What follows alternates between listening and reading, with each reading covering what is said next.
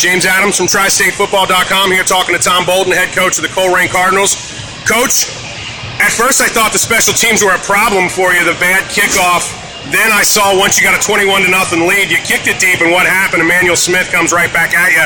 So clearly a plan that you had. Talk about trying to contain him and how impressive he was as a player. Yeah, he's a phenomenal football player. I'm telling you, there's a term I use when they're so fast they look like they're floating.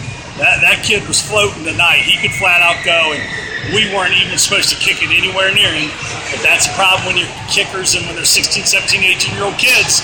Sometimes they don't always do what they're supposed to do. So we'll get it fixed.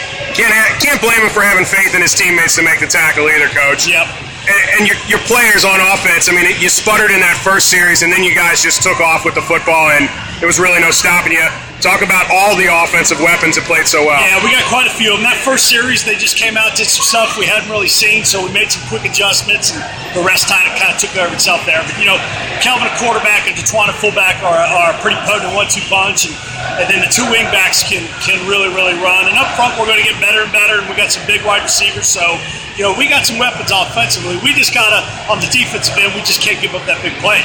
You take those 4 plays out of the game, we probably dominate that game.